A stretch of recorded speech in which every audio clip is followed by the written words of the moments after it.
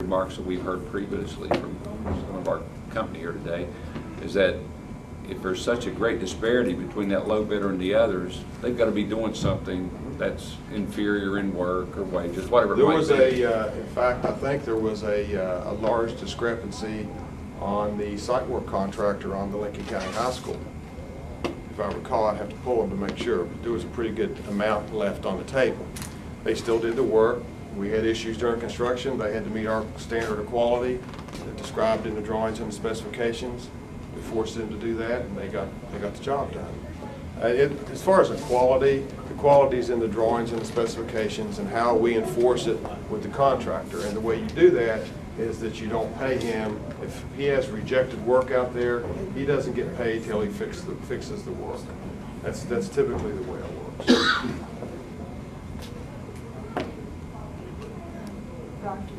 Yeah, I got a question there.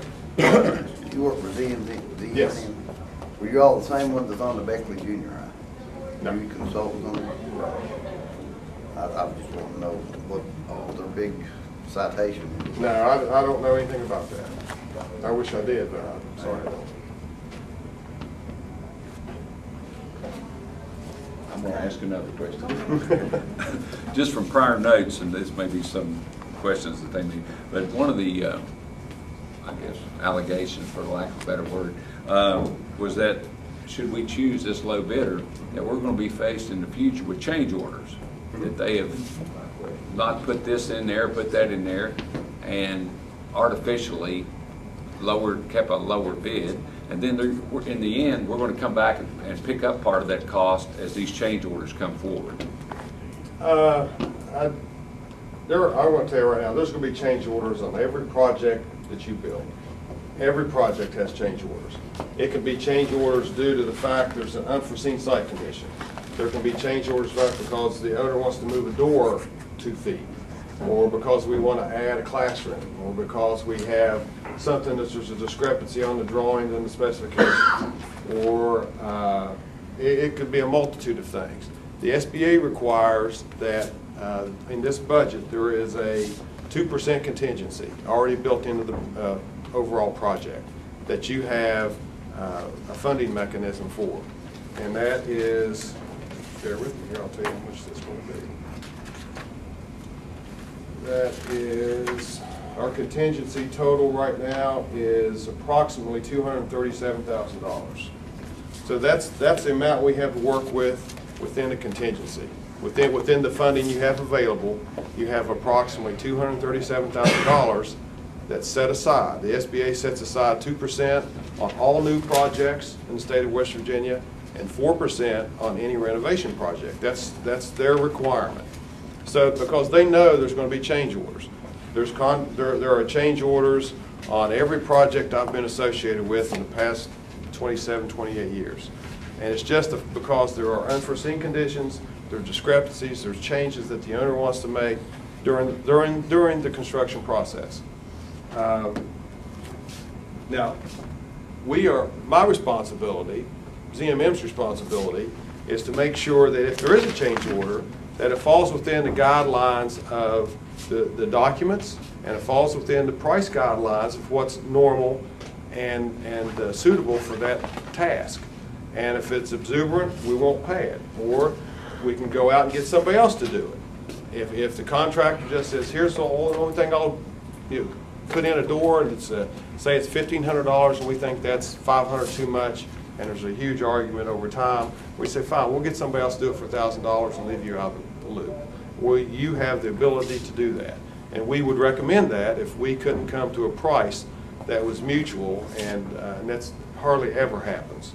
But that's how that works. I mean, there's a contingency amount there, and we've never, that I can recall, gone over that amount. A lot of times the issue is there's money left over, and what are you going to do with the money if there's things you can change? And now the SBA is saying, typically if there's money left over, I want my money back. But we try to use that to your benefit. If you want to add TVs or security cameras toward the end of the job, you typically get to do that if there's something that we don't have that's in the drawings and specifications. Donna or Larry, do you have anything on this? Did you say if we didn't go with this bid and didn't go with this process, it would have to be rebid over? If you don't, if you do not award the contract, it's my understanding that the SBA will pull the money. And now, if you don't, if you go to the next bidder, you, number one, you probably, the SBA is going to say, you've got to come up with that money. Or, and then you probably have some legal ramifications with the low bidder.